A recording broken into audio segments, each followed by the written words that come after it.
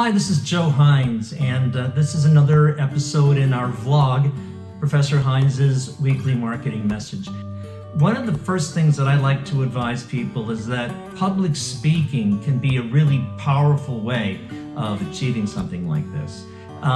For instance, you can speak at networking groups if you're a member of something like a Chamber of Commerce or perhaps a BNI group or something like that. There are often opportunities to get up and identify who you are and the kinds of problems that you might be able to help people with. As a matter of fact, one of the things that I often train people in is the development of a 30-second elevator pitch. What you want to do is talk about who they are, the kind of work that they do, the kinds of problems that they're good at solving for their customers, and maybe one thing that your audience can help you with today. We are actually talking to people who can go out and advocate for our businesses and speak to others on our behalf. The more you can share with them about how you are unique and the kinds of problems you can solve, the better you've set them up for success in helping you really turn it on. Meetup groups are another way of doing this. In the past, I've actually held my own meetup group, and it's a great way to go out and promote your own business and at the same time build goodwill among the people in your community by helping them learn how to do something. For instance, when I had my meetup group in the past, I used to talk to people in the small business community about ways that they could improve their own marketing. What you'd like to do in a situation like this perhaps is find a nice co-working space, and then you'll want to take out an Eventbrite page and promote on a monthly basis that your next topic is going to be held on a regular date. So maybe it's the second Tuesday of every month, and use that to regularly promote your event. I was able to draw 15 to 20 people at a time, and again, it's a great way to begin to make, on a very inexpensive basis, a dent in your community, helping people understand who you are, what you do, the kinds of value that you can represent to people, and the sorts of problems that you help people solve.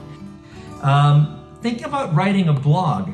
Blogs are an excellent way of creating a slow drip kind of a system where you're actually nurturing relationships over time. And it's been my experience that people who had been reading my blog for quite some time, when the time came right and they found that they had the right, opportunity in their business, called me. And I've gone in and I've won actually new business doing this with people that I didn't even know were reading my blog. Because you're consistently showing people that you are excellent at providing advice on how to solve certain kinds of problems, you are showing them that you've got expertise and credibility in your craft or in your work. They begin to appreciate the fact that you have helped them solve problems in the past. And so without even knowing it, you're beginning to build a reciprocation kind of a situation between yourself and the people who are perhaps listening to your vlog or a blog or a podcast or something along those lines. Reciprocal nature of relationships is a great way for people to begin to say, when I have the time, when I have the need, I'm going to reach out to this individual, your business, and have them come out and help me on a paid basis. I've also recommended to people that they begin to generate a monthly newsletter. Again, this, like your blog, is an excellent monthly drip campaign. Again, nurturing those kinds of relationships.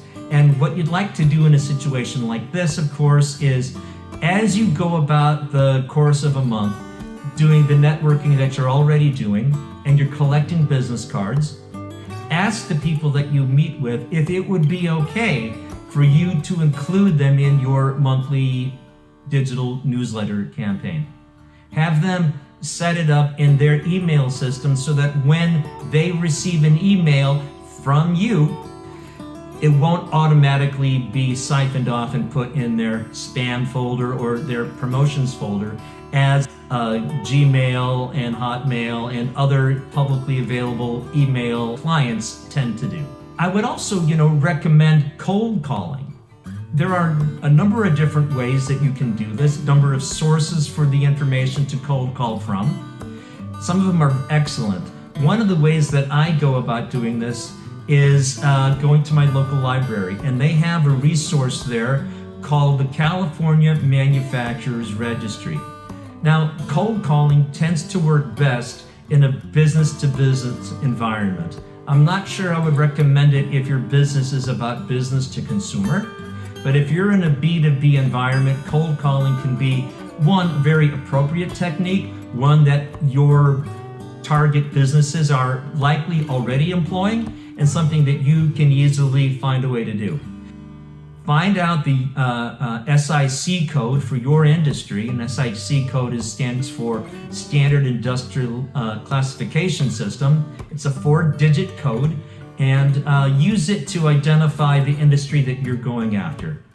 Then in a book like that, they'll be segmenting or arranging the information in multiple ways. I like to look at it on a geographic basis. So city by city in the state of California, I'm looking typically for SIC codes that begin with 20.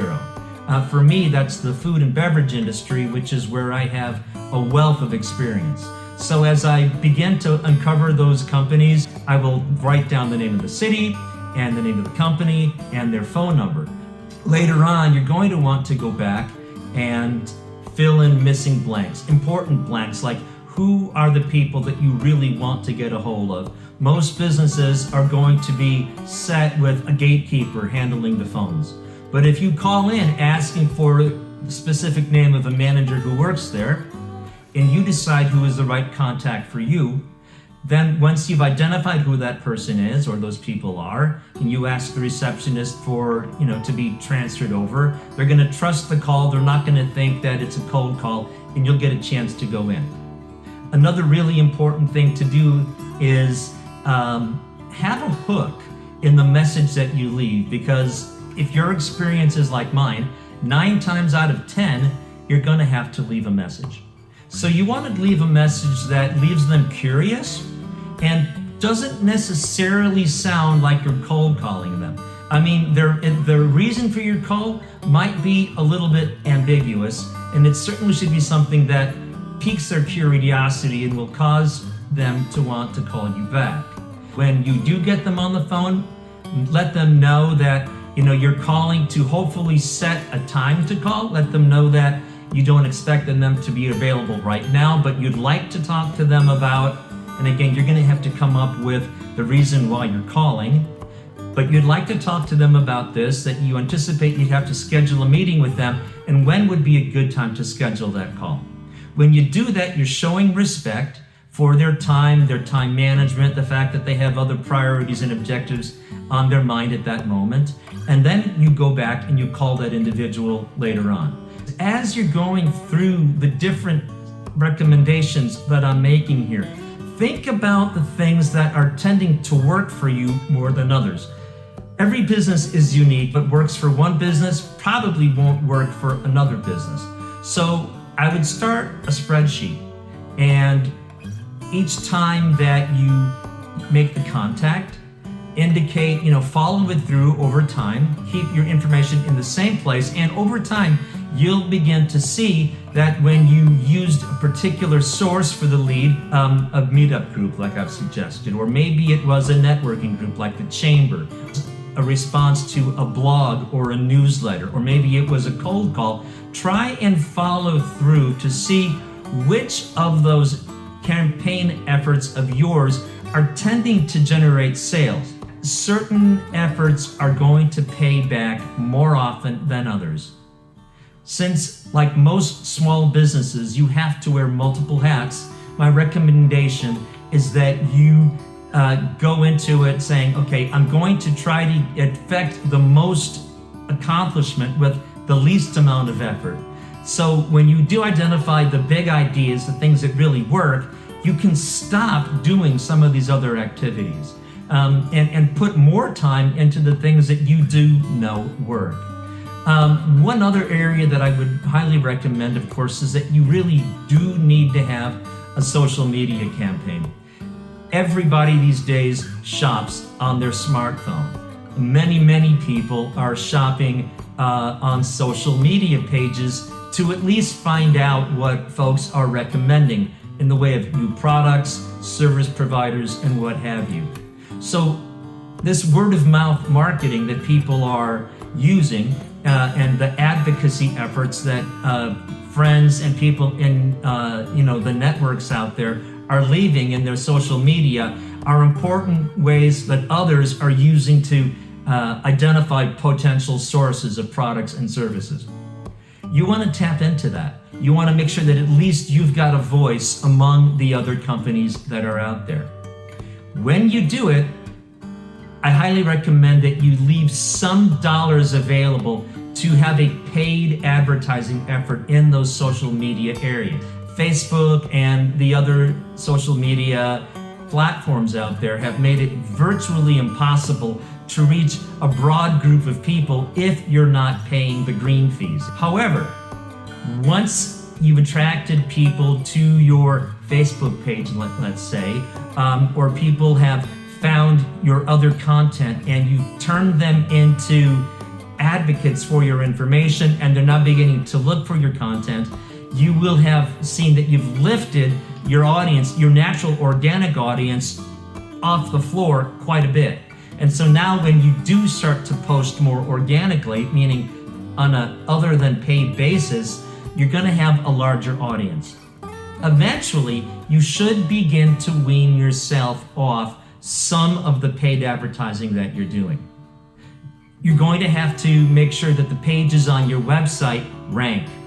If you're not doing an SEO program, you might as well not have a website, because for every search on any given topic, you know that at least 1 million different pages are being listed. Without the SEO, there really is no chance that your page is going to be found. So if you want to be preferably on page 1, you're going to have to find somebody who's got credibility and skills in doing that SEO to help you achieve that. Well, this has been my weekly marketing message for the week, and I hope that it's been informative and helpful to you. If you'd like to chat more about any of the information presented here today, I'd be more than happy to hear from you and help you in any way I can. You can reach out to me in a number of different ways. You can contact me through my email at joe@acubedmarketing.com. You can contact me through my website, and our website is www.acubedmarketing.com, or you can phone us at 714-872-0561. Thanks so much.